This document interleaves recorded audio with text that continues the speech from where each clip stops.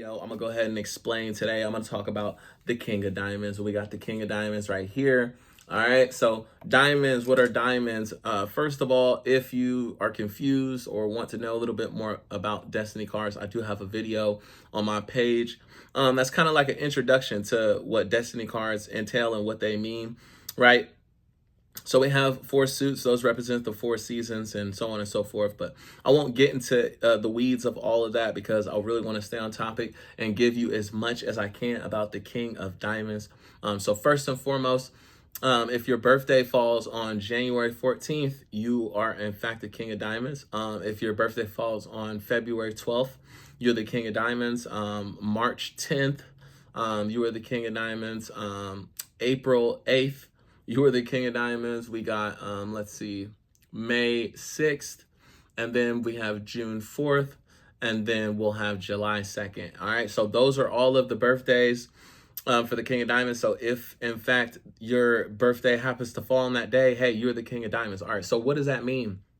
All right, first of all, the kings, it's important to understand that the king of whatever suit that you are, that is kind of your personality card or what you're trying to ascend towards. So say if somebody was a three of diamonds, their personality cards would be the Jack of Diamonds and eventually the King of Diamonds, because that's where you're trying to get to, right? So a king, we know what a king is. No need to elaborate or get into the details of what a king is. You're either a king or you ain't a king, all right? And how you conduct yourself through this universe will determine if you are meeting that, personality card goal. If you already are the King of Diamonds, that doesn't mean that you don't have anything to learn, right? It just means that you happen to be placed in a I was about to say mathological, but I don't even know if that's a word. For the sake of this video, I'm gonna say mathological, and if I'm wrong, y'all blow me up in the comments, man. But before we keep on getting into it, man, make sure y'all hit that like button, hit that subscribe button, and show your boy some love, man, because I love talking to y'all and I love connecting. All right, let's get to it.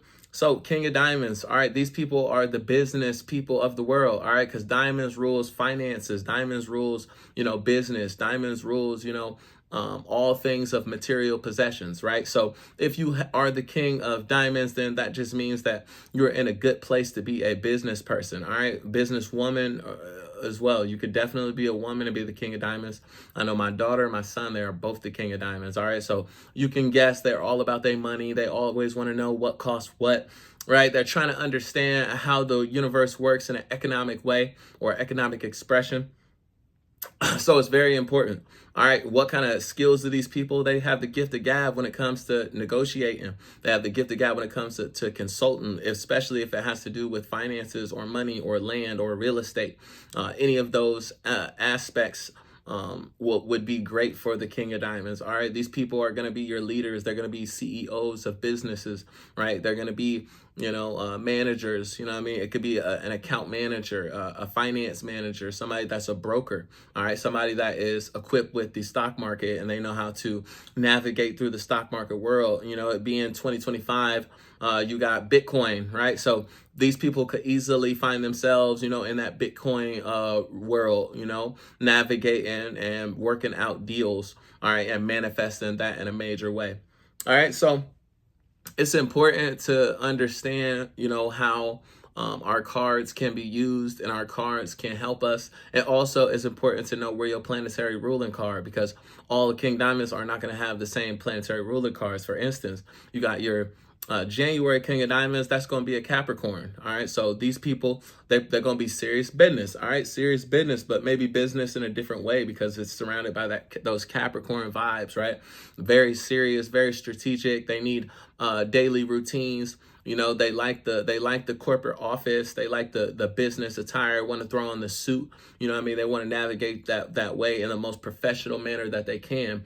All right. Vice versa, you have the type of King of Diamonds that could be July 4th, right? July 4th, that's a whole different, that's a Gemini. What I mean? So these people are going to very much still be acclimated with all kind of business skills and business tools that they can utilize, but it might be in a different way. They might not need to have the formal 9-to-5 job with the suit and tie. They might not need to have the corporate exec office, right? But they'll still have the intelligence, and they'll still have the know-how to conduct themselves in building. These people, to me, I feel like you got King of Diamonds and you're a Gemini, so you got that July 4th birthday.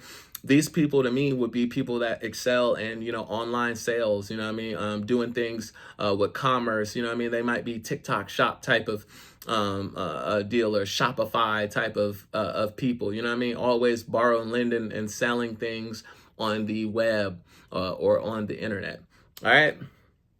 What kind of things do King of Diamonds have to work on per se, or things that might get them in, I don't want to say trouble, but just some things that might challenge them? They might have the need to always make things about finances. All right. So this can cause, certain relationship issues. They might only feel like they measure up to a significant other or a partner when it comes to the finances, right? When it comes to the money. Another thing might be, family related. All right. So whenever you got this King of Diamonds, it might mean that, you might be looked at as the business person, as the, calling the shots type of energy. All right. So with that said, you might have siblings and people, depending on, what their cards are, what their placements are, but they might be looking to you. They might always be looking to you to help them in partnerships. They might want to, mix business with pleasure if you have, and that could be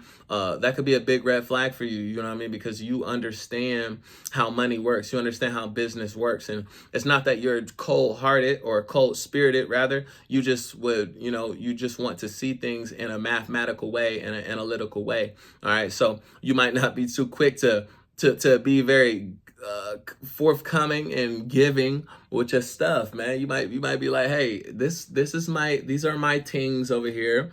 Let's not dibble and dabble in my tings. All right. So people might look at you maybe in a selfish way, or in a way that, they turn up their face. You might be a real estate agent, right? And trying to work a deal, and your family members might be trying to get you for a lower number for the property that you're trying to sell, right? You ain't trying to see it that way.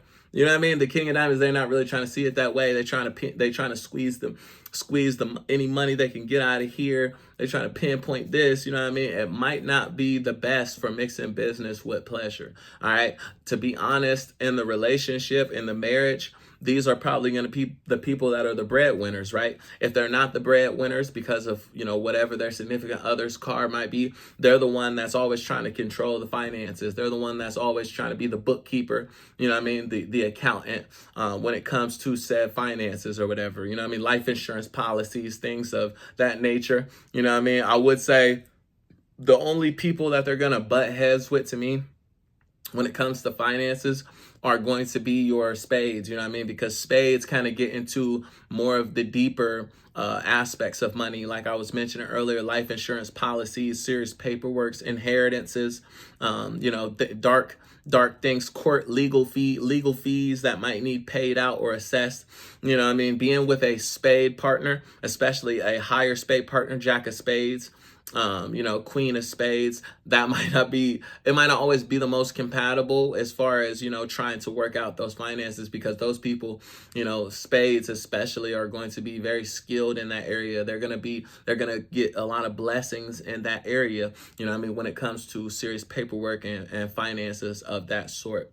All right. So I hope that gives you a good gist or a good understanding of what the King of Diamonds entails. Remember those birthdays.